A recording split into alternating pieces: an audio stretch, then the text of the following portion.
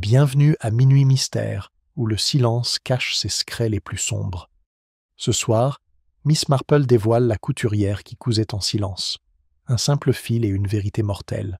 Maintenant, fermez les rideaux et laissez le mystère commencer. Le soleil matinal dorait les toits de St. Mary Mead, apportant une gaieté trompeuse aux rues bien rangées du village.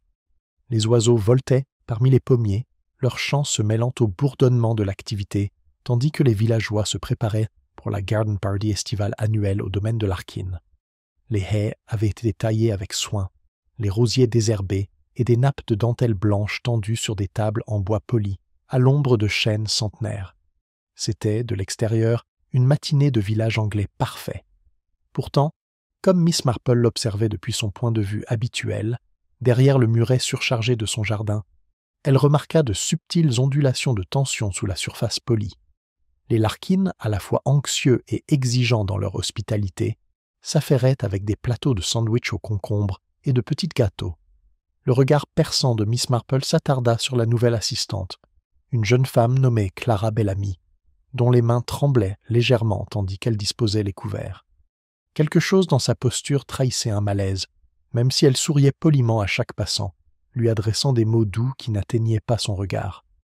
Miss Marple nota cette petite observation dans son registre mental, avec l'impression de l'examen scrutateur de chaque invité par M. Larkin et du lissage méticuleux des nappes en dentelle par Mme Larkin à la moindre occasion. Ce furent des rires, brusquement interrompus, qui attirèrent l'attention vers le fond du jardin.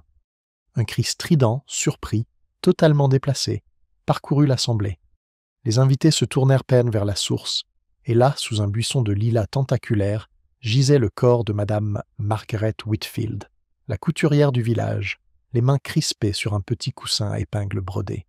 Le soleil se reflétait sur une tasse de thé, renversée dans l'herbe à côté d'elle, son contenu s'infiltrant dans le sol comme des secrets répandus. Aussitôt, un murmure parcourt la foule. « Oh mon Dieu !» s'exclama Madame Hemsley en s'inventant théâtralement.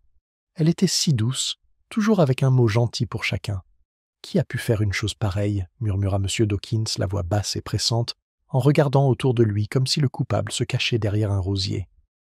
Miss Marple, quant à elle, s'approchait discrètement, son regard scrutant la scène avec la patience d'une araignée au centre de sa toile. Elle remarqua la position particulière des mains de Madame Whitfield, la façon dont le coussin à épingles restait serré et l'étrange inclinaison de la tasse de thé, son motif floral tourné vers le ciel comme s'il désignait un indice invisible. Elle observa les expressions des villageois rassemblés, les regards rapides, les légères hésitations, les légers pincements de lèvres, chacun révélant un fragment de non-dit. À son arrivée, essoufflé par l'effort, le gendarme local a commencé à demander aux invités de rester calmes. « Il ne faut rien toucher », a-t-il dit, bloc-notes à la main. « Nous avons besoin des déclarations de chacun. » C'est là que l'esprit de Miss Marple commença à travailler tranquillement. Elle remarqua que Madame Hemsley, tout en protestant bruyamment, avait soigneusement les mains cachées derrière le dos et que le regard de M. Dawkins revenait sans cesse sur le petit massif de fleurs près de la fontaine en pierre du jardin. Et puis il y avait Clara Bellamy, qui s'était retirée à l'écart de la foule, les lèvres pincées, son regard allant du corps aux fleurs, puis vice-versa. Chaque village a ses secrets, songea Miss Marple, et à St. Mary Mead, même les matins les plus paisibles en apparence étaient de porteurs d'un potentiel tragique. Elle avait depuis longtemps observé les courants cachés d'orgueil, d'envie et de vieilles rancunes qui coulaient sous les conversations polies et les dentelles brodées. Ici, sur le site d'une joyeuse garden party devenue sombre, ces courants ondulaient avec plus d'intensité qu'elle ne l'avait vu depuis longtemps. Alors que l'agent commençait à recueillir les témoignages, Mademoiselle Marple se pencha légèrement vers la couturière tombée et murmura « Tant de petits détails convergent. Et pourtant, un seul détail va révéler la vérité. » Autour d'elle, les villageois commencèrent à spéculer à voix basse, chaque théorie reflétant leurs propres expériences et préjugés. Certains murmuraient à propos d'une querelle passée, d'autres chuchotaient à propos d'une rivalité de longue date au sujet d'une commande de vêtements, et quelques esprits plus imaginatifs envisageaient la possibilité d'un étranger traversant le village avec des intentions malveillantes. Miss Marple, cependant, restait silencieuse, notant chaque mouvement, chaque lapsus et chaque regard nerveux. C'était la tasse à thé du réalisateur qui lui semblait étrangement significative. Non pas pour ce qu'elle contenait, ni pour la délicatesse de sa porcelaine, mais pour le léger éclat sur son bord à peine visible sans un examen attentif. Et pourtant, il suffisait de suggérer que quelqu'un l'avait peut-être manipulée avec précipitation, peut-être par négligence ou peut-être par lutte. Miss Marple conserva ce détail, ainsi que les doigts raides de Madame Whitfield, les mains tremblantes de Clara Bellamy et les yeux inquiets des Larkin. La garden party, autrefois symbole de l'harmonie villageoise, avait été irrémédiablement transformée. Les rires avaient disparu, remplacés par des murmures sourds de stupeur et de suspicion. Miss Marple, ajustant son châle, ressentit le frisson, familier de défier un meurtre au cœur d'un village apparemment paisible. Elle découvrirait la vérité, patiemment, comme elle seule le savait faire, en mêlant l'observation humaine aux plus infimes indices. Et quelque part parmi ces villageois, une conscience coupable commençait déjà à s'éveiller. Les villageois avaient été rassemblés à l'ombre des chênes, leurs murmures se fondant en un bourdonnement sourd et incessant. L'agent, troublé mais déterminé à maintenir l'ordre, commença à interroger méthodiquement les témoins, presse-papiers à la main, tandis que Miss Marple restait en retrait, écoutant avec patience de quelqu'un qui savait depuis longtemps que les mots en disent souvent plus que les actes. « Avez-vous déjà vu quelqu'un près du buisson de lilas avant que cela n'arrive » demanda-t-il, s'adressant à Madame Hemsley, qui redressa nerveusement son chapeau de soleil. « Eh bien, commença-t-elle d'une voix tremblante, j'ai cru apercevoir Clara Bellamy rôder autour de la table juste avant la chute de Madame Whitfield. Mais peut-être n'était-ce pas normal. Les filles se bousculent toujours dans ces soirées, non ?» Elle jeta un rapide coup d'œil autour d'elle, comme si elle espérait que personne n'insisterait. « En effet, » murmura Miss Marple en s'accroupissant légèrement pour observer Clara, qui s'agitait avec inquiétude, les doigts crispés sur le bord de son tablier. Il y avait là une attitude défensive, subtile mais indéniable, celle qui ne vient pas seulement de la culpabilité, mais de la peur d'être soupçonnée. Miss Marple la rangea, ainsi qu'un souvenir fugace de l'hésitation nerveuse de Clara lorsqu'elle avait disposé les tasses de thé plus tôt, un détail jusque-là qualifié de maladresse. M. Dawkins, debout non loin de là, parla à voix basse aux gendarmes, jetant des regards obliques à plusieurs villageois plus âgés. « Je n'en suis pas certain, dit-il, mais j'ai cru apercevoir Madame Larkin et son mari chuchoter près de la fontaine. Étrange, n'est-ce pas, pour une matinée de festivité ?» Ses yeux brillaient d'un mélange de curiosité et de suffisance, comme s'il se délectait à l'idée de motivation cachée chez les Larkin. Le regard de Miss Marple se porta vers la fontaine, où l'eau ondulait doucement sous le soleil de l'après-midi. Un léger bruit sur le bord attira son attention, une légère empreinte dans le gravier, presque imperceptible, comme si quelqu'un avait éraflé sa chaussure à la hâte. Les petites choses, pensa-t-elle, peuvent raconter de grandes histoires. À mesure que l'interrogatoire se poursuivait, de nouveaux soupçons s'élevèrent, révélant chacun l'écheveau de relations et de ressentiments qui se cachaient sous l'apparence placide de St. Mary Mead. Madame Hemsley, par exemple, murmura à une amie un désaccord qu'elle avait eu avec Madame Whitfield quelques mois plus tôt, au sujet d'une commande de dentelle qui avait mal tourné. Cela semblait anodin sur le moment, mais l'expérience de Mademoiselle Marple suggérait que les griefs, aussi infimes soient-ils, pouvaient couver en silence jusqu'à ce qu'ils trouvent un moyen de s'exprimer. Pendant ce temps, Madame Larkin, visiblement troublée, se défendait contre les insinuations, affirmant qu'elle n'avait fait que s'occuper d'une serviette tombée. Pourtant, le léger tremblement de sa voix et la raideur de ses épaules trahissaient bien plus qu'une simple agitation domestique. M. Larkin, quant à lui, se tenait près de lui d'un air protecteur, jetant parfois un regard sévère à l'agent, comme pour lui signaler inconsciemment que l'enquête ne devait pas s'immiscer trop profondément dans les affaires familiales. Parmi les invités, des rumeurs circulaient sur les rivalités de longue date du village. Les Dawkins et les Hemsley n'avaient jamais été en bons termes, et l'évocation des commandes de couture de Madame Whitfield ne faisait que souligner les déceptions passées, les contrats perdus et les affronts sociaux. Même les ragots les plus insignifiants avaient du poids ici, un détail oublié pouvait attiser les soupçons et détourner l'attention du connétable. Miss Marple, cependant, demeurait silencieuse, écoutant et observant. Elle remarqua comment Clara Bellamy évitait le regard de plusieurs villageois plus âgés, comment les mains de Madame Larkin cherchèrent constamment à se rassurer en pliant et dépliant ses gants, et comment M. Dawkins serrait les lèvres chaque fois qu'il jetait un coup d'œil vers la fontaine. Dans chaque mouvement, chaque regard, il y avait quelque chose à comprendre, une émotion trop subtile pour être nommée, mais vitale à observer. Alors que l'après-midi s'étirait, Miss Marple errait discrètement parmi la foule, sous prétexte d'apporter du réconfort.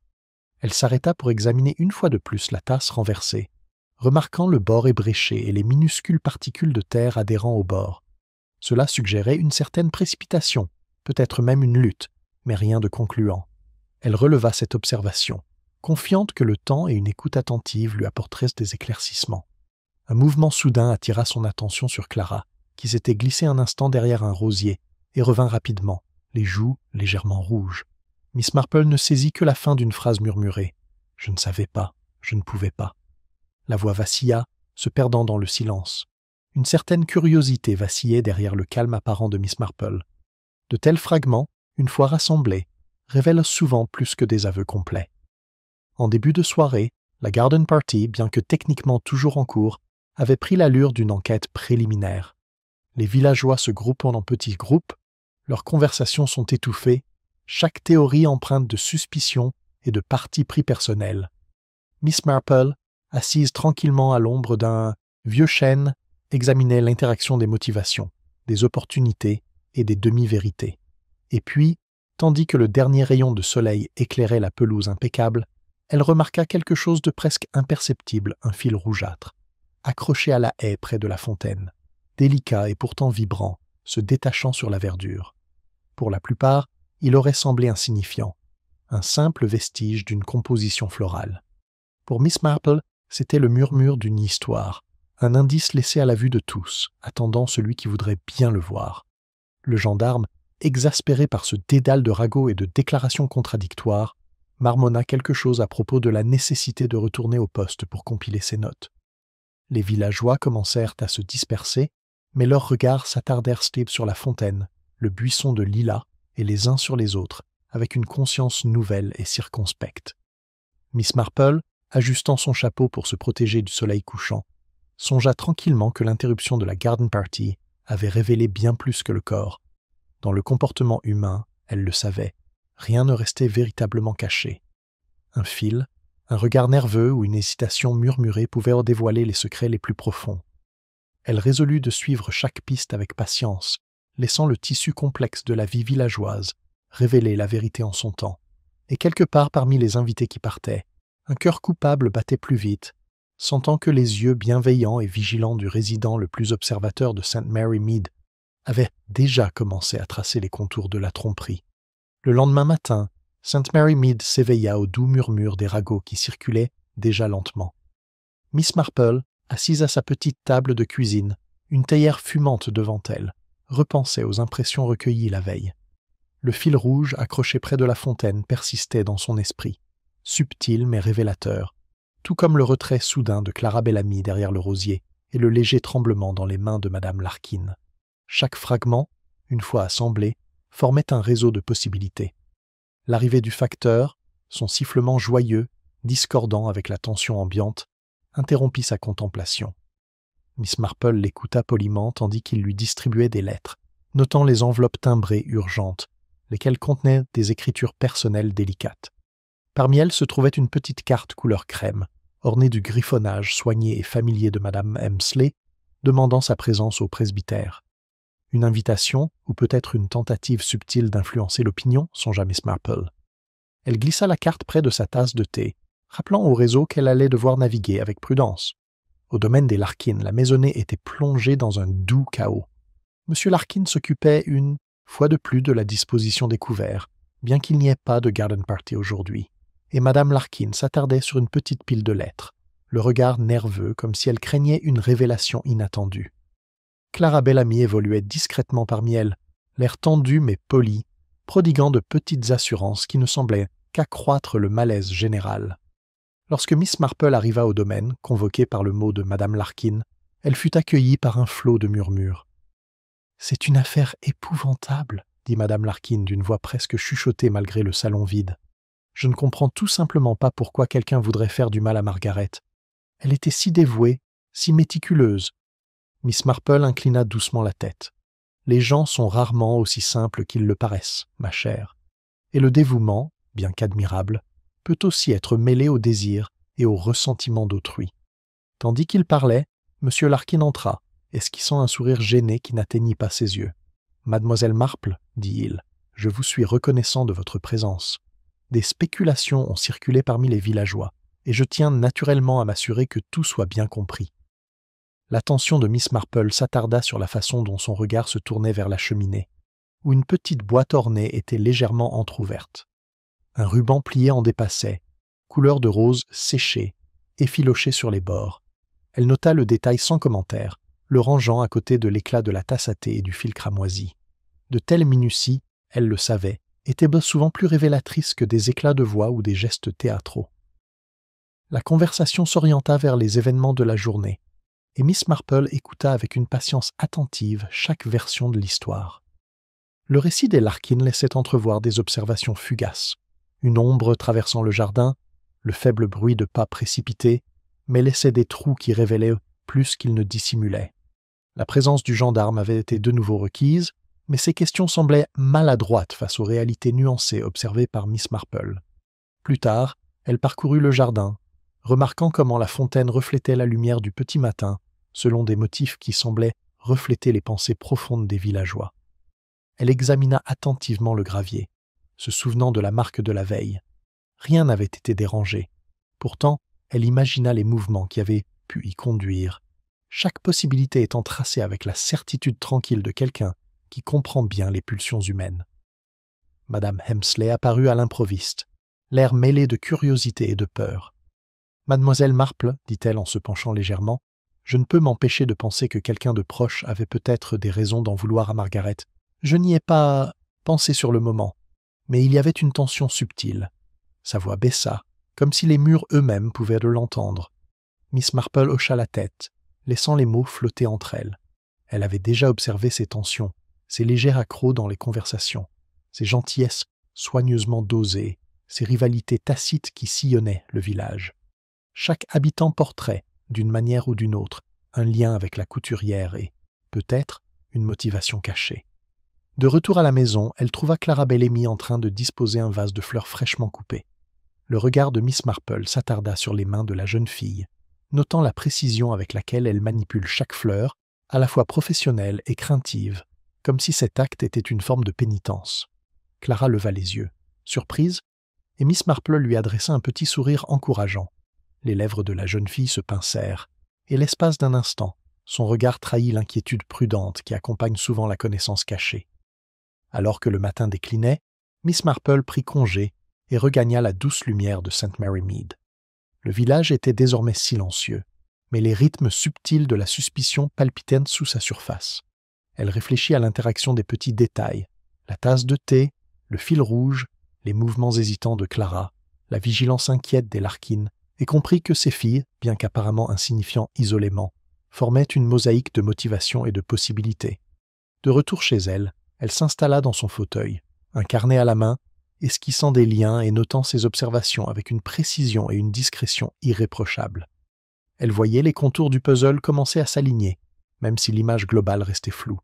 Elle s'attarda notamment sur une impression fugace, le regard de Madame Larkin s'était porté vers la boîte de la cheminée, puis s'en était détourné, la subtile hésitation dans le salut matinal de M. Dawkins et le léger tremblement des mains de Clara. Tout cela n'était que les murmures d'un récit que seule la patience et une observation attentive pouvaient dévoiler.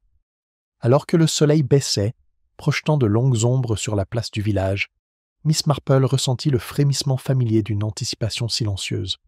Quelque part, au milieu de ces façades ordinaires et de ces sourires polis, la vérité attendait, aussi délicate que le fil qu'elle avait aperçu la veille, prête à être remontée jusqu'à sa source. Et elle savait, avec la calme certitude qui l'avait si souvent servie, que la prochaine étape pour percer ce mystère ne nécessiterait qu'une patience subtile et une attention particulière aux moindres détails, apparemment insignifiants. Miss Marple retourna au domaine de Larkin cet après-midi-là, convoquée par un mot déposé sous sa porte, rédigé de son écriture, impeccable.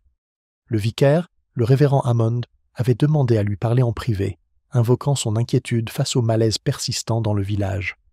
À son arrivée, elle le trouva arpentant tranquillement le salon, les mains jointes dans le dos, les yeux voilés de réflexion. « Mademoiselle Marple, dit-il d'une voix calme mais ferme, le village est perturbé. Je crains que la peur elle-même ne suscite plus de spéculations que de preuves. Et pourtant, je me sens obligé de partager ce que j'ai observé. » Miss Marple inclina la tête, affichant son petit sourire habituel.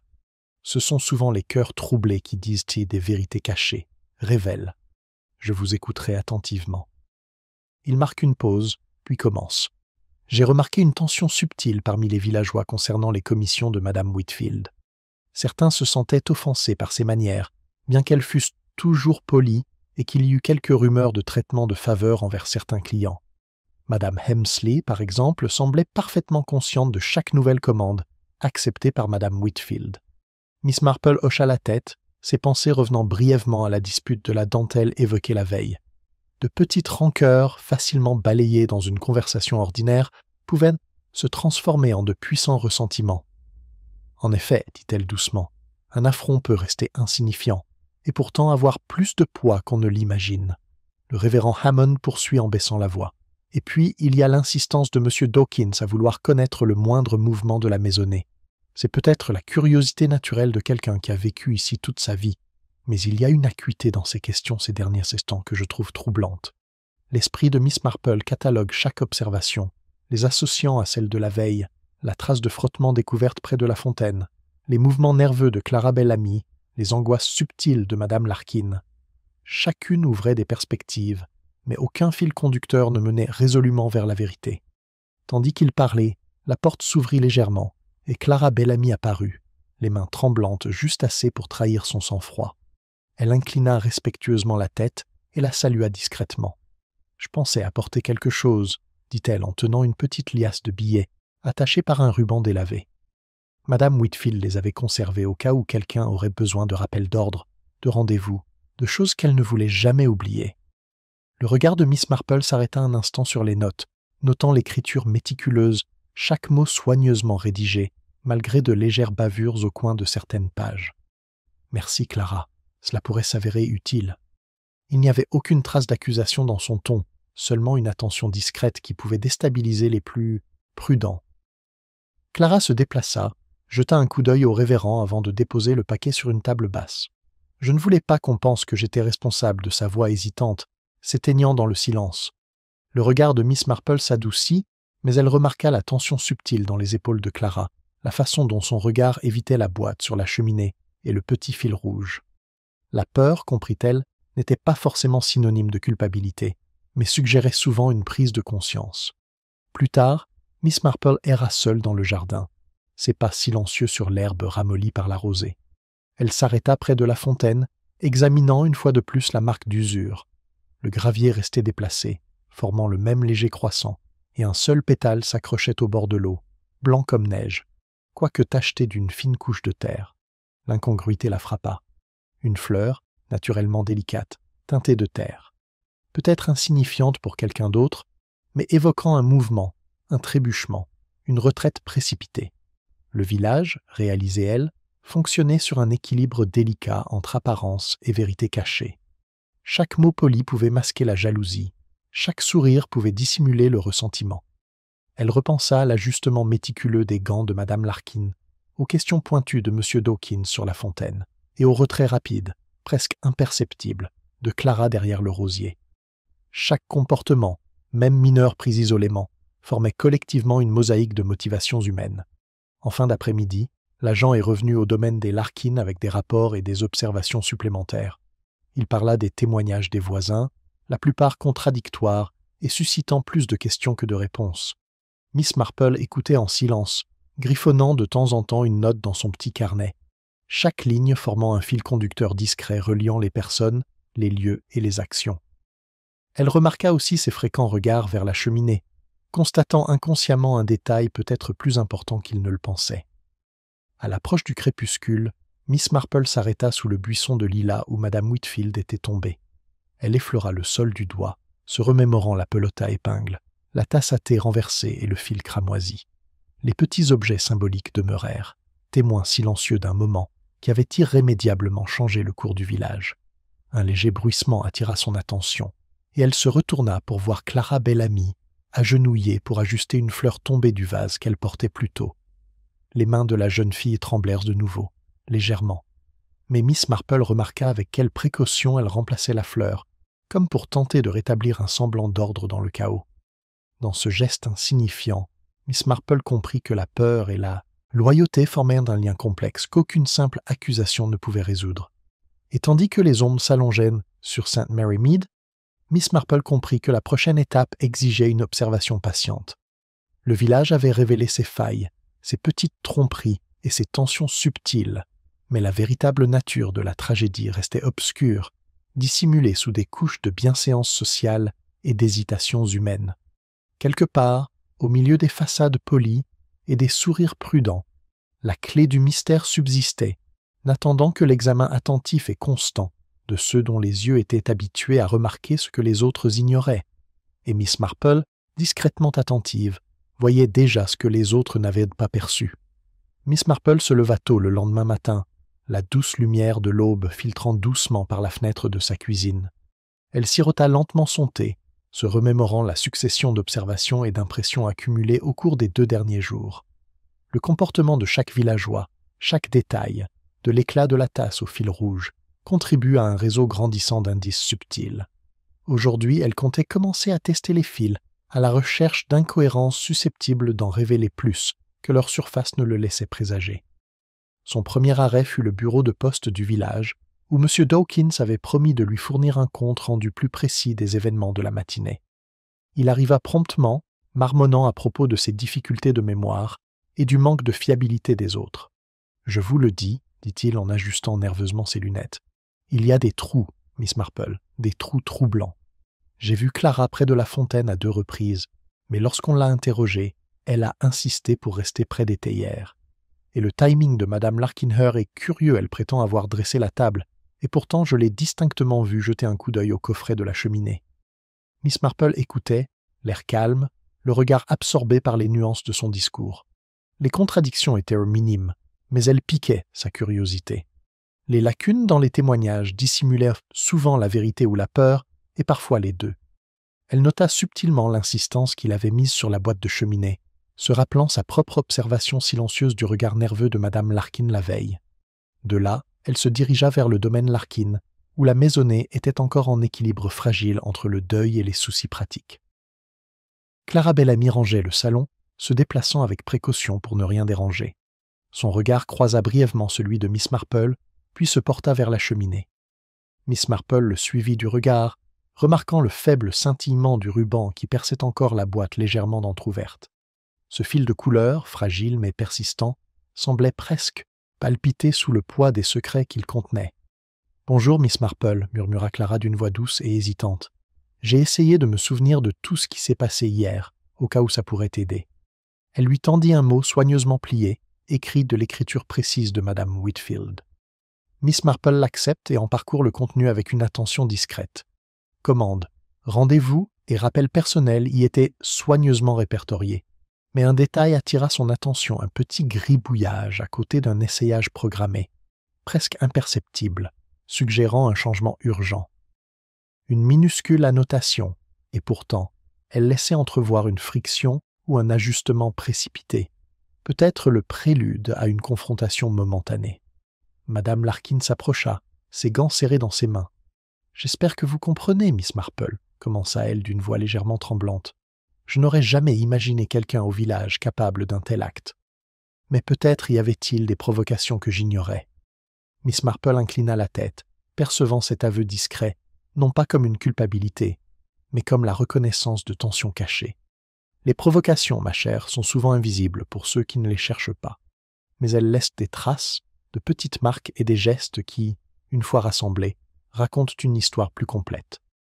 En déambulant dans le jardin, Miss Marple songea à l'interaction de la nature humaine avec les preuves matérielles. Les raflures près de la fontaine, l'éclat dans la tasse de thé, le fil rouge, chacun était un symbole, une fenêtre infime sur un instant qui avait changé le cours de la matinée. Elle imagina les mouvements de chacun, pas précipités, regards détournés, mains effleurant les objets dans des gestes fugaces et inconscients. Ces subtilités, souvent inaperçues, étaient le langage de la vérité.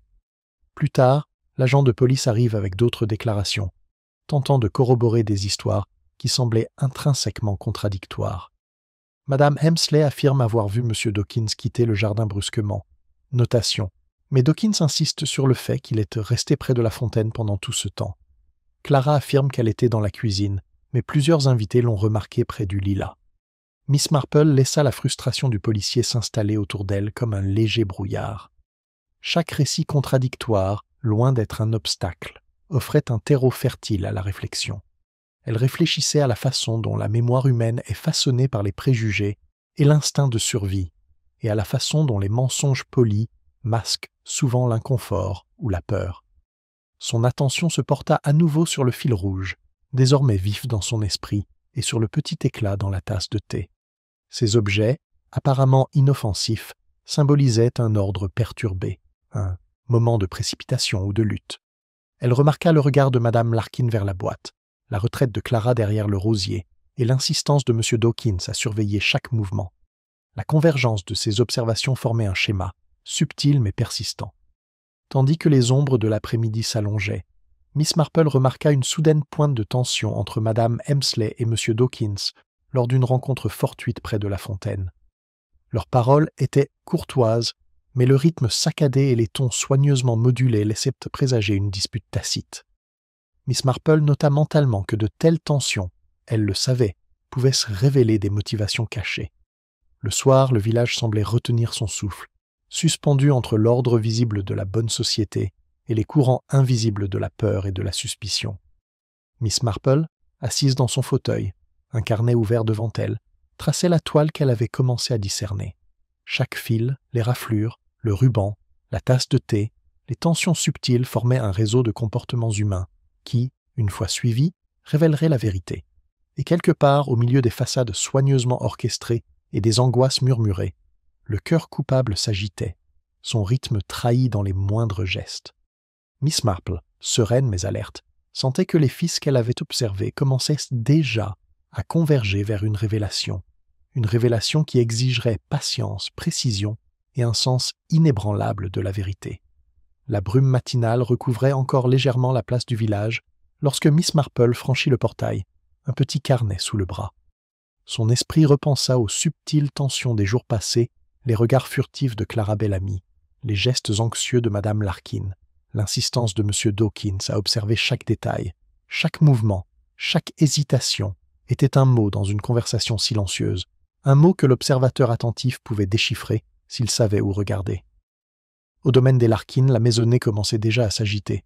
Clara s'activait dans le salon, réarrangeant les chaises et redressant les coussins, les lèvres pincées de concentration.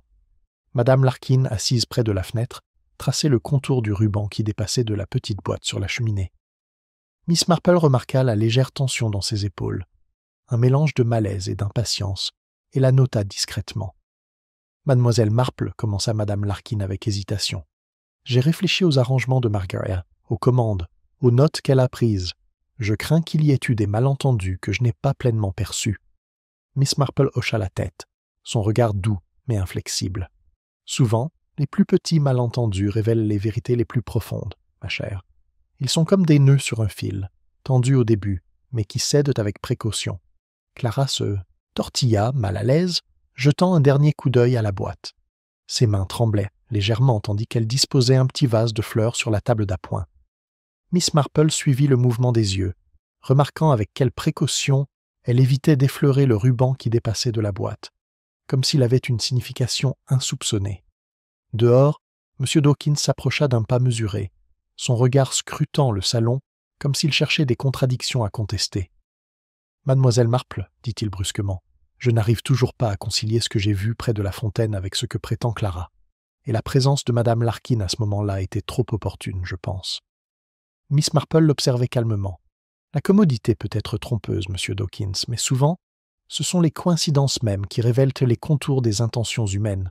Les individus suivent des schémas façonnés par l'habitude, la peur et le désir, et ces schémas laissent des traces. À mesure que la journée avançait, Miss Marple parcourut à nouveau le jardin, s'arrêtant près de la fontaine. Les traces sur le gravier avaient été légèrement adoucies par les récentes pluies, mais la légère courbe subsistait, telle la signature murmurée de pas précipités. Elle s'agenouilla brièvement, époussetant les feuilles humides, et remarqua un fragment de fil blanc, délicat et presque imperceptible sur les pierres grises. Un indice, réalisateur, qui rejoignait parfaitement le fil cramoisi observé quelques jours auparavant. Un petit geste qui avait laissé des traces, inaperçues de la plupart.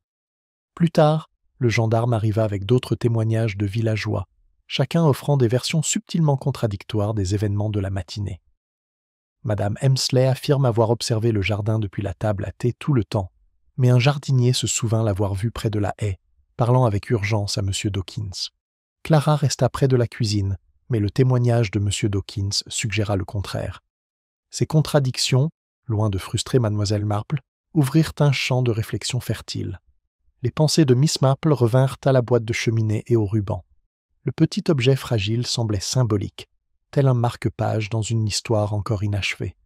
Sa présence, combinée à l'évitement prudent de Clara, au regard furtif de Mme Larkin et à la curiosité de M. Dawkins, suggérait des strates de motivation cachées, chaque participant ignorant l'ensemble, mais laissant pourtant des traces à sa manière.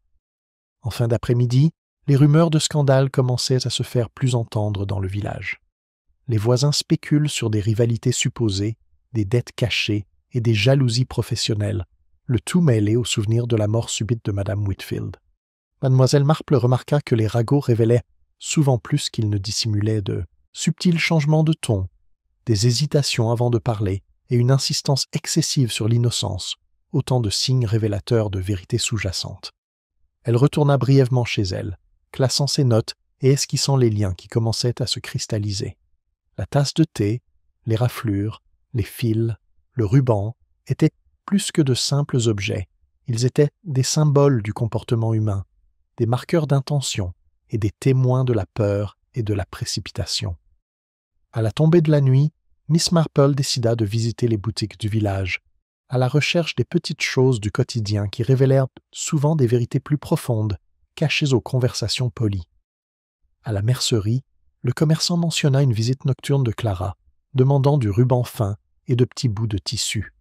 Elle semblait inhabituellement prudente, dit-il, ajustant ses lunettes, presque furtivement, comme si elle voulait que personne ne la voie. Miss Marple écoutait, notant l'observation, notant le timing, le secret et le choix des matériaux. Chaque détail s'articule autour des autres, un motif invisible à l'œil nu, mais clair pour quelqu'un habitué à percevoir l'interaction subtile entre peur, loyauté et opportunité. De retour au domaine Larkin, elle observa une brève interaction entre Mme Hemsley et M. Dawkins.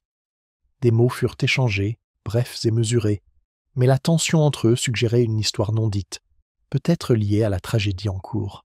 Miss Marple, attentive comme toujours, remarqua le léger plissement des yeux, le bref raidissement de la posture et l'évitement du regard direct, autant de signes silencieux de la complexité humaine.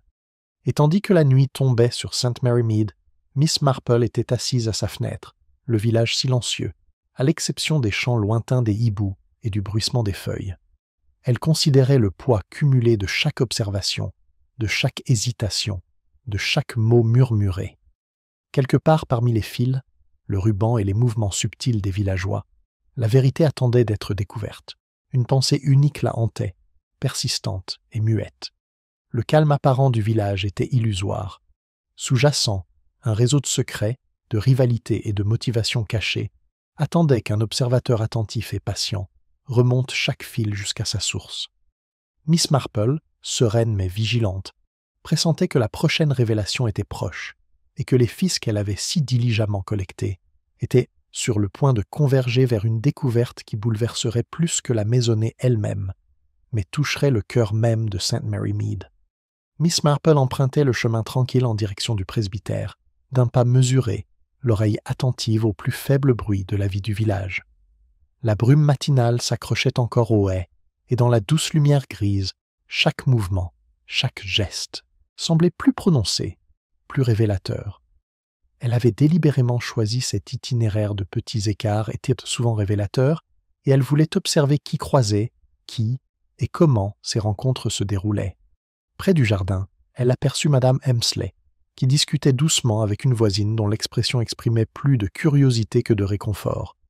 Leur conversation, bien qu'apparemment axée sur le choc persistant de la mort de Mme Whitfield, laissait entrevoir de subtils souvenirs de rancœur plus anciennes.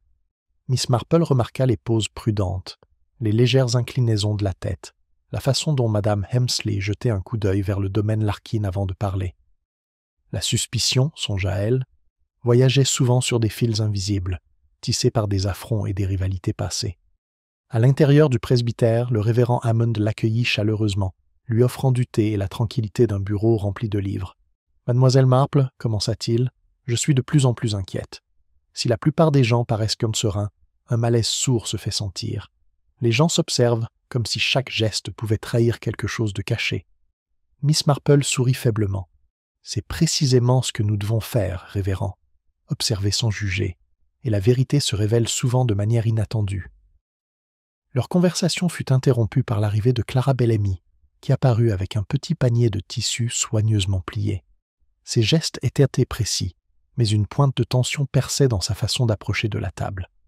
Le regard de Miss Marple suivait chaque mouvement, la façon dont ses doigts effleuraient le ruban, le léger tremblement lorsqu'elle jeta un coup d'œil au révérend Hammond, le léger serrement de sa mâchoire comme si elle se préparait à un examen attentif. « J'ai pensé que ça pourrait être utile, » dit doucement Clara en posant le panier. Elle voulait garder précieusement quelques bribes des dernières commandes de Madame Whitfield, au cas où quelque chose serait oublié. Miss Marple inclina la tête et examina le contenu avec une attention particulière. Les tissus semblaient ordinaires pour un observateur non averti, mais chaque morceau racontait une histoire de couleurs soigneusement choisie, d'infimes erreurs de couture et de légers plis témoignant d'une manipulation bâclée. Petit, presque invisible, mais riche de perspectives. À mesure que la matinée avançait, Miss Marple pensa à M. Dawkins, observé en plusieurs endroits à la fois, selon des témoignages contradictoires. Son insistance à surveiller le domaine et la fontaine avait déjà été remarquée, et maintenant, plus que jamais, elle se demandait si sa vigilance masquait l'anxiété liée à un grief passé ou à une implication secrète. Elle résolut de l'observer plus attentivement, non pas pour l'accuser, mais en prêtant une attention particulière à ses habitudes. Plus tard, de retour au domaine des Larkin, elle retrouva Madame Larkin en train de composer des fleurs, les mains posées et contrôlées. Le ruban de la boîte de la cheminée demeurait un point focal dans sa vision périphérique, rappelant les incohérences mineures mais révélatrices que Miss Marple avait répertoriées pendant plusieurs jours. Elle remarqua que le regard de Madame Larkin se posait sans cesse sur lui, accompagné d'une légère crispation autour de la bouche, un geste souvent révélateur d'une tension interne. Miss Marple considérait la nature symbolique de tels détails. Le ruban, le fil cramoisi, la tasse de thé, chacun témoignait discrètement du mouvement, de l'intention et de la réaction. Ils étaient, en quelque sorte, le langage caché du village, des objets et des gestes, exprimant ce que les mots ne pouvaient pas dire, révélant le caractère et les motivations d'une manière que l'observation superficielle ne pouvait ignorer. Dans l'après-midi, Miss Marple profita de l'occasion pour s'entretenir une fois de plus en privé avec Clara Bellamy. « Vous semblez anxieuse, » dit-elle doucement, « bien que je ne prétende pas en connaître la cause. Pourtant, les petits détails révèlent souvent les plus grandes vérités. Les mouvements des gens, leurs hésitations, sont rarement accidentels. » Les mains de Clara tremblaient, tandis qu'elle pliait un morceau de tissu. « Je ne sais pas ce qu'on pourrait soupçonner de moi, » murmura-t-elle. « J'ai seulement essayé de l'aider. J'étais dévouée à Madame Whitfield. » Mais sa voix s'éteignit, laissant la phrase inachevée. L'attention de Miss Marple s'aiguisa. L'hésitation, la parole hésitante, les gestes soigneusement contrôlés suggéraient tous la connaissance d'un non-dit. Pas nécessairement de la culpabilité, mais certainement la conscience d'événements encore non révélés. Elle classa cette observation avec les précédentes, notant que les schémas de peur et de loyauté s'entremêlent souvent, créant des incohérences subtiles mais révélatrices. À l'approche du soir, Miss Marple retourna vers la fontaine, scrutant du regard le gravier et les parterres de fleurs avoisinants. La trace, bien que touchée par la pluie et les pas, restait visible. Elle remarqua une légère empreinte de tissu au bord du chemin, presque imperceptible, subtil complément au fil cramoisi des jours précédents. La trace était mince, mais combinée aux observations humaines, elle laissait entrevoir une histoire qu'elle reconstitue peu à peu. Non loin de là, M. Dawkins passa, jetant un coup d'œil vers la fontaine, comme s'il cherchait du réconfort dans son eau calme. Le regard de Miss Marple s'attarda sur lui, remarquant le bref resserrement de ses épaules et son évitement prudent, presque imperceptible, du regard de Clara qui soignait les fleurs, subtil, presque caché, et pourtant indéniablement présent. La nuit tombait sur St. Mary Mead, projetant des ombres brouillant les contours de la verdure familière du village. Miss Marple retourna dans sa paisible demeure, carnet à la main, retraçant les fils qu'elle avait accumulés. Les observations de gestes, de tensions et d'objets symboliques se fondent dans un cadre de compréhension. Et quelque part, derrière les façades polies, les angoisses cachées et les petites tromperies des villageois. La vérité subsistait, fragile mais indéniable. Miss Marple, sereine et méthodique, savait que la prochaine étape exigerait de la patience, une attention aux subtiles incohérences et une délicatesse psychologique qui révélerait bientôt les motivations cachées. Miss Marple avait à peine terminé son thé du matin, qu'un coup léger et pressant retentit dans son salon. Elle se leva et ouvrit la porte pour trouver le révérend Hammond, l'air inhabituellement grave. « Miss Marple, dit-il en reprenant son souffle, il y a eu un incident. Au presbytère même. Son cœur, habitué à l'observation mesurée, vibrait d'une anticipation silencieuse plutôt que d'une inquiétude. « Quel genre d'incident, révèle-t-il » demanda-t-elle d'une voix calme, masquant la vive curiosité qui aiguisait déjà son esprit. Il la conduit dans l'allée, jetant un coup d'œil par-dessus son épaule, comme pour s'assurer que personne ne l'entende. Il semble que quelqu'un soit entré par effraction dans le bureau. Rien n'a été volé, mais des papiers ont été dérangés, des tiroirs ouverts et fermés à la hâte. Je crains que cela soit lié aux notes de Madame Whitfield ou à quelqu'un cherchant quelque chose de caché. Miss Marple remarqua le léger tremblement de ses mains et le léger plissement de ses yeux. Une anxiété à peine dissimulée sous la politesse. « Très bien, dit-elle doucement. Montrez-moi la voie. Nous allons examiner cela ensemble. » Au presbytère, le bureau portait les traces d'une intrusion précipitée. Les tiroirs étaient légèrement entr'ouvertes, quelques papiers déplacés, un petit encrier renversé. Miss Marple balaya lentement la pièce du regard, cataloguant chaque détail.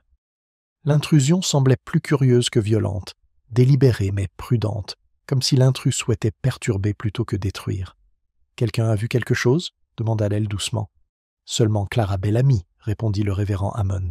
Elle était passée plus tôt, en route pour livrer des documents, et elle avait mentionné avoir remarqué des traces de pas dans la rosée par la fenêtre. Elle disait qu'elles semblèrent récentes. L'esprit de Miss Marple retraçait les mouvements de Clara, les notes perturbées, le fil cramoisi et le ruban précédemment remarqué. Chaque observation avait son propre rythme, un motif qui croisait maintenant une nouvelle variable. Elle se tourna vers Clara qui se tenait silencieusement près de la porte, les mains jointes.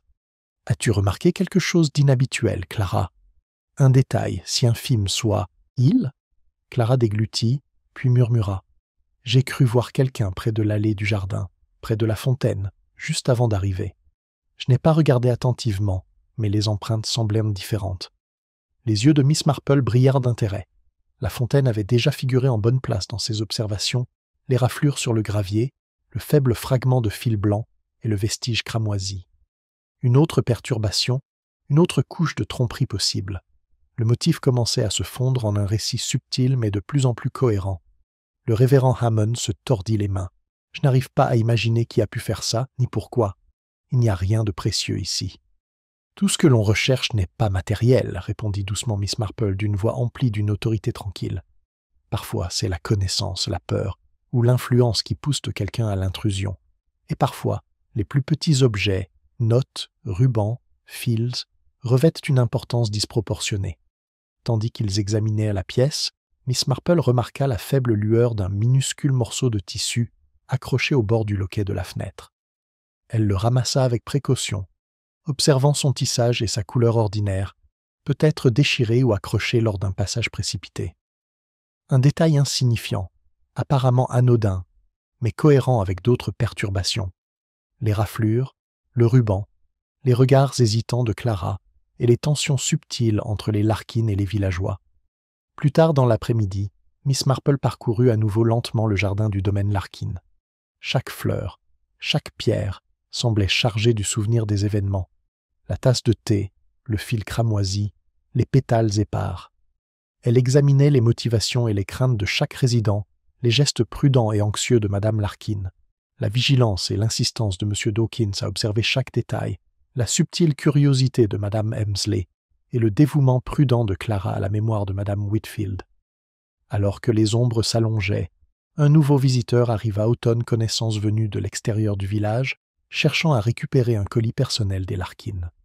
Leur arrivée provoqua un bref mouvement, mais l'attention de Miss Marple reste concentrée sur les interactions les plus subtiles. Le regard échangé par les Larkin, le raidissement momentané de Clara et le recul subtil de M. Dawkins vers la haie.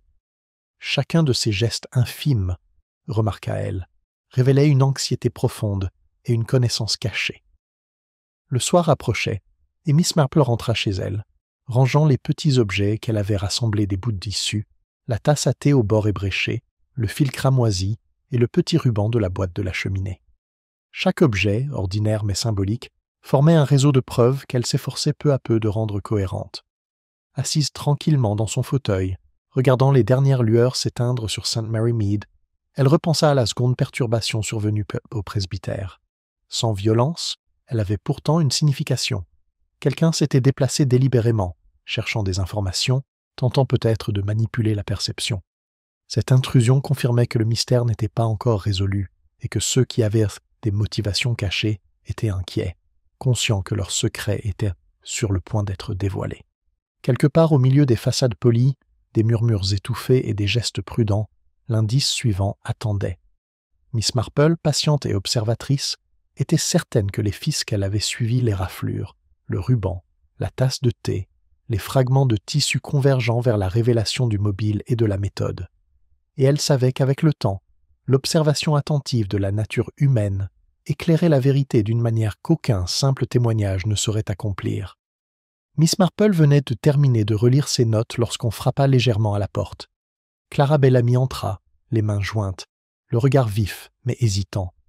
« Miss Marple, dit-elle doucement, j'ai pensé que vous souhaiteriez peut-être voir quelque chose. J'ai trouvé une petite enveloppe glissée dans un tiroir de Madame Whitfield. Elle n'y était pas hier. » Miss Marple inclina la tête, faisant signe à Clara de la poser sur la table. L'enveloppe était simple, couleur crème, et ne portait aucune marque, si ce n'est une légère trace d'encre dans un coin. Elle l'ouvrit avec précaution, révélant une brève note écrite de la délicate écriture de Madame Whitfield. « Ne vous fiez pas aux apparences. Le ruban cache plus qu'il n'y paraît. » Les lèvres de Clara s'entr'ouvrirent légèrement. « Je ne sais pas ce que ça signifie, Miss Marple, mais j'ai pensé que ça pouvait être important. » Les yeux de Miss Marple se plissèrent subtilement.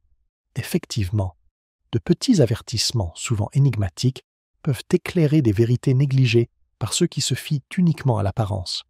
Merci, Clara, tu as bien fait. Plus tard, au domaine des Larkin, la maisonnée s'animait avec une inquiétude contenue.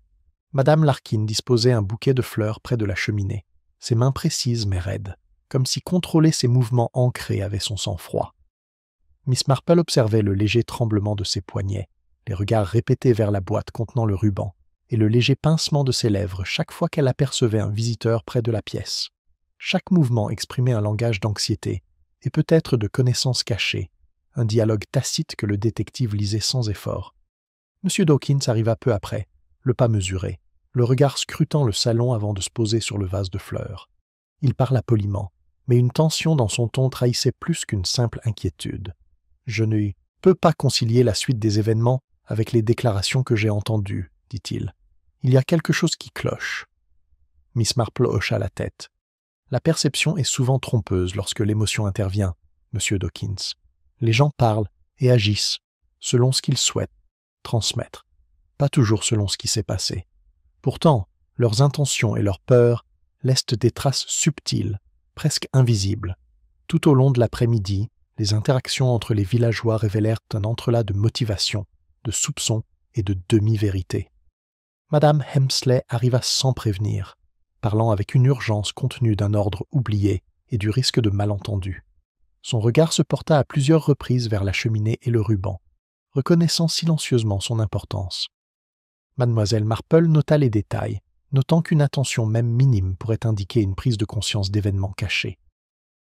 À la tombée du jour, le jardin paraissait paisible, mais Miss Marple percevait la tension qui se tissait dans sa surface sereine. La fontaine reflétait la faible lumière, le gravier se déplaçait subtilement, et quelques pétales étaient tombés sur le chemin, vague souvenir des mouvements et des gestes qui avaient précédé la soirée. Elle s'agenouilla brièvement, examinant un pétale qui semblait taché, symbole discret de perturbation et de précipitation. Dans le salon, Clara Bellamy rangeait une petite pile de notes de Madame Whitfield, ses mains prudentes mais nerveuses. Miss Marple s'approcha, observant le léger serrement de ses épaules tandis que son regard se posait sans cesse sur la boîte enrubannée. « Clara, dit-elle doucement, tu sembles mal à l'aise. Ce n'est peut-être pas seulement la peur des soupçons, mais la connaissance de quelque chose que les autres ignorent encore. » Clara serra les lèvres et hocha la tête. « Je souhaite seulement protéger ce qu'elle a laissé derrière elle.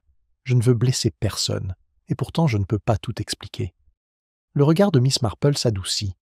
Peur et loyauté s'entremêlent souvent, provoquant à la fois dissimulation et révélation involontaire. Observer cette dynamique lui permet de retracer le cours des événements, avant même que les faits ne soient pleinement révélés.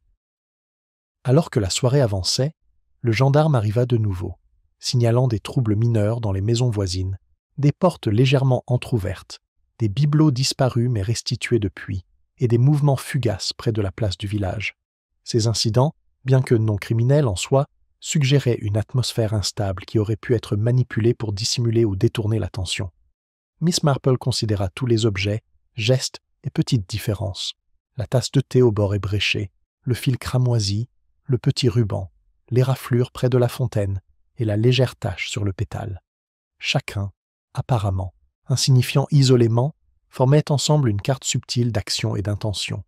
Elle commença à relier les points discrètement, consciente que la convergence de ses filles mènerait bientôt à une compréhension plus précise des motivations et des méthodes. Avant de quitter le domaine, elle s'arrêta près du coffret de la cheminée, remarquant le léger scintillement de la bougie se reflétant sur son bord. Le ruban semblait presque vivant dans la lueur, symbole non seulement d'une décoration, mais aussi d'un secret soigneusement préservé.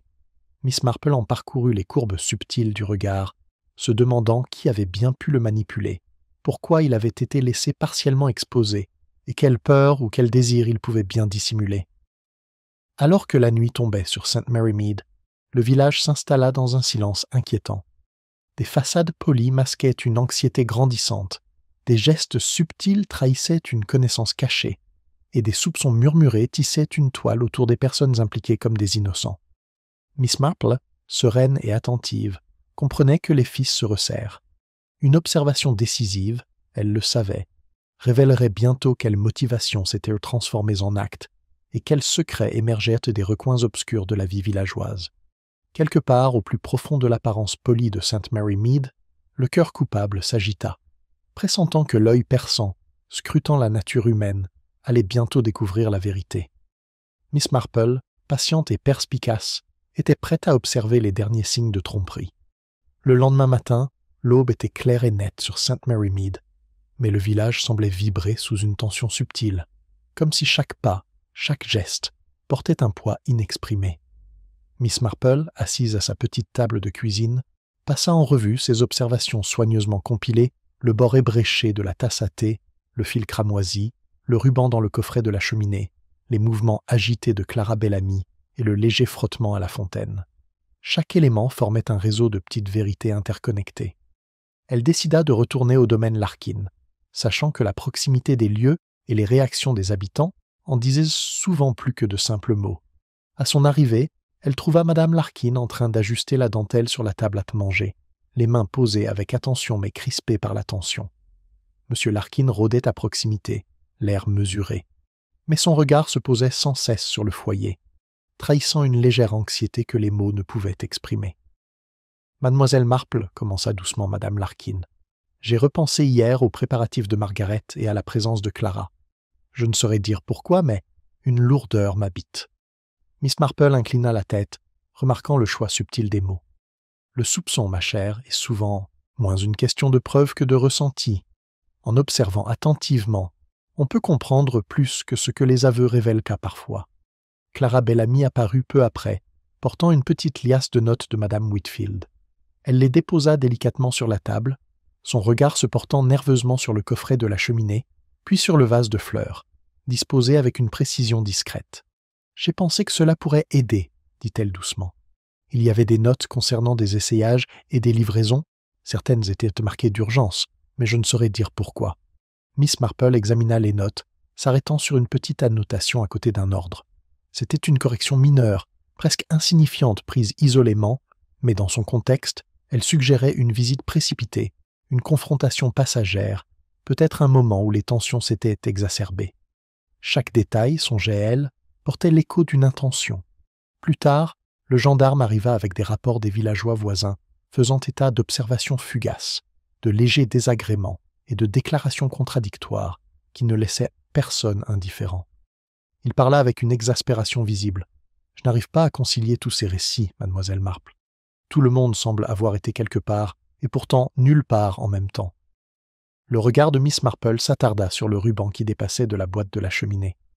C'est souvent dans les plus petits objets, inspecteur, que se cache la vérité. On agit avec précaution ou précipitation, et les objets gardent la mémoire de nos mouvements. Même un ruban, un morceau de tissu, une tasse de thé ébréchée, ils en témoignent. Dans l'après-midi, elle retourna au jardin. La fontaine, scintillante sous le doux soleil, reflétait l'image des parterres de fleurs soigneusement entretenus et de l'allée de gravier, portant encore la légère trace de l'éraflure qu'elle avait remarquée plus tôt. Un pétale blanc était tombé sur le bord de la maçonnerie, sa surface délicate marquée d'une tache.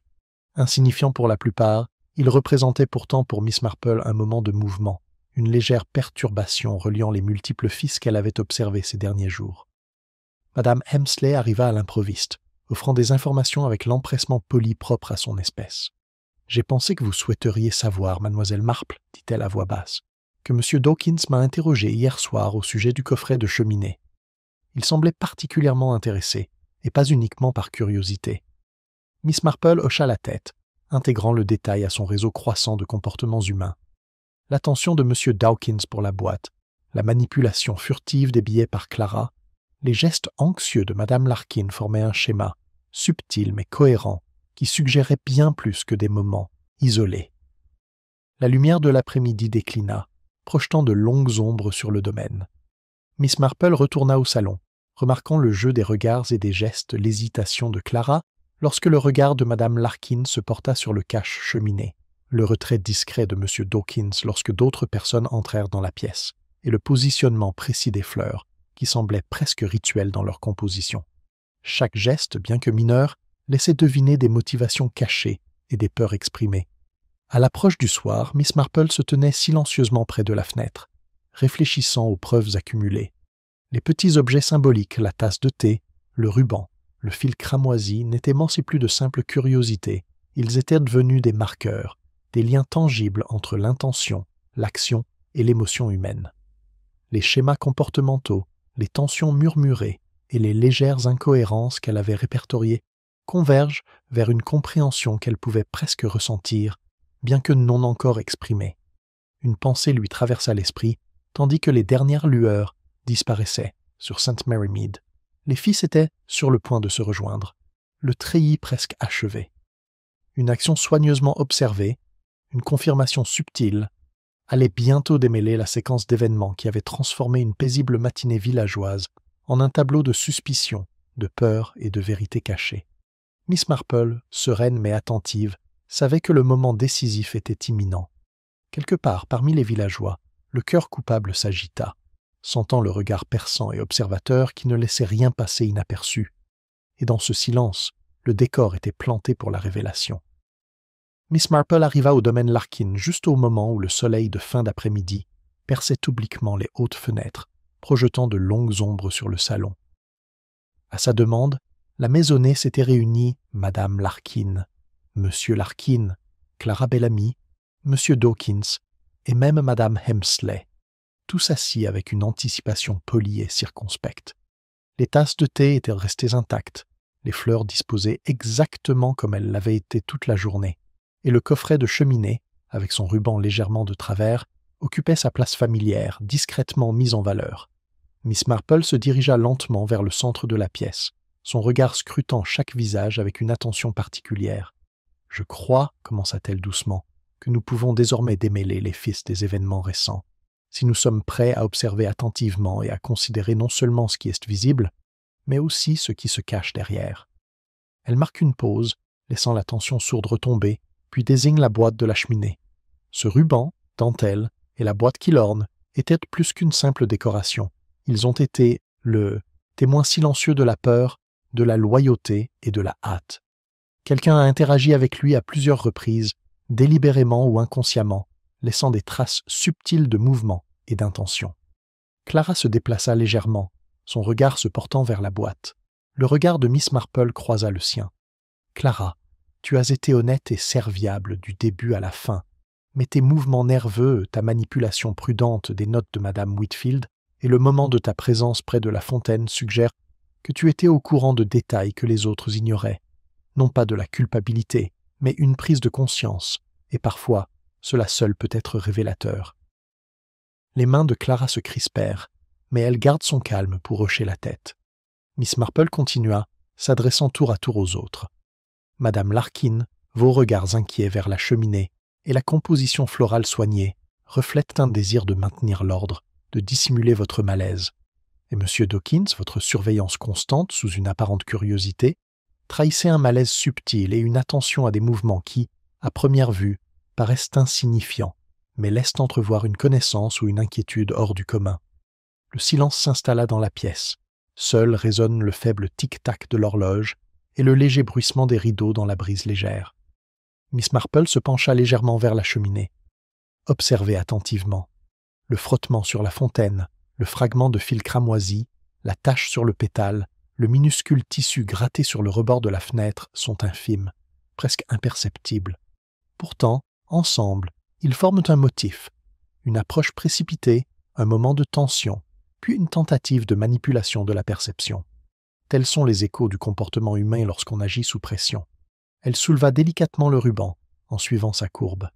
Et ce ruban, légèrement exposé, sert de point de contact. Quelqu'un interagit avec la boîte, se déplaçant avec calcul et précipitation, laissant derrière lui des traces subtiles mais significatives. En examinant les gestes, les incohérences des propos et l'interaction entre peur et loyauté, nous pouvons déterminer qui a agi avec des motivations cachées. Tous les regards étaient braqués sur elle, la pièce palpitant d'impatience. Miss Marple observa les visages, notant les légères hésitations et les regards fugaces. La personne responsable, dit-elle doucement, était proche de Madame Whitfield, à qui l'on faisait confiance pour gérer ses affaires, et motivée à la fois par la peur et l'intérêt personnel. Les légères contradictions dans l'observation, les déplacements de Clara près de la fontaine, l'insistance de M. Dawkins à surveiller, les précautions prises par Madame Larkin, tout convergeant vers un récit unique. Elle laissa le silence s'épaissir, puis tourna son regard vers Madame Larkin. « C'est vous, ma chère, qui, sans intention de nuire à long terme, avez agi dans un moment de frustration et d'anxiété. Le placement erratique des commandes, les ajustements aux notes et la manipulation délicate du ruban étaient des tentatives pour dissimuler une erreur mineure qui, par les circonstances, a été le catalyseur de la malheureuse chute de Madame Whitfield. » Le visage de Madame Larkin pâlit, ses mains serrées l'une contre l'autre. « Je ne voulais rien faire. C'était un moment de distraction. Je voulais juste corriger une erreur. » Miss Marple hocha doucement la tête, d'une voix mesurée et compatissante. L'intention et le résultat ne concordent pas toujours. L'apparence calme du village dissimule des nuances de peur, de fierté et de responsabilité. Vos actions, bien que involontaires, ont croisé la fragilité humaine et les circonstances pour engendrer une tragédie. Clara Bellamy expira doucement, le soulagement illuminant ses yeux. M. Dawkins, toujours pensif, hocha lentement la tête, reconnaissant la subtile précision des observations de Mlle Marple. Même Mme Hemsley, avec sa curiosité habituelle, se renversa dans son fauteuil, réalisant que les fils qu'elle avait suivis convergent désormais vers la clarté. Miss Marple examina la pièce une dernière fois. Les objets, la tasse à thé, le fil cramoisi, le ruban, le morceau de tissu étaient des marqueurs de mouvement et d'intention. Et le comportement humain, observé attentivement, révèle des vérités que de simples déclarations peuvent obscurcir. En fin de compte, c'est la patience, l'attention aux subtiles incohérences et la compréhension du cœur qui éclairent le chemin du soupçon à la certitude. Un léger soupir parcourut la salle, la tension s'apaisant tandis que la compréhension s'installait chez chaque participant. Le village de St. Mary Mead allait s'éveiller à l'ordre retrouvé de la compréhension, même si le souvenir des événements persistait, transformant les perceptions et les liens humains. Miss Marple, sereine, prit son carnet et se leva. Elle considéra la maisonnée avec une douce autorité, sachant que le délicat équilibre entre les apparences et la vérité avait été rétabli, et que les petits symboles de l'incident, le ruban, le fil et la tasse de thé, avaient rempli leur fonction en révélant le motif invisible. Dehors, le soleil disparaissait à l'horizon, projetant une lueur dorée sur le village. Miss Marple, calme et vigilante, méditait sur la nature durable de la fragilité humaine, les subtilités du comportement et la justice tranquille de la compréhension. Car à St. Mary Mead, comme dans tous les lieux où les cœurs humains s'entremêlent, la vérité ne réside souvent pas dans des déclarations bruyantes ou de grands gestes, mais dans les plus petits mouvements, les plus faibles regards et le langage non dit de ceux qui observent avec attention.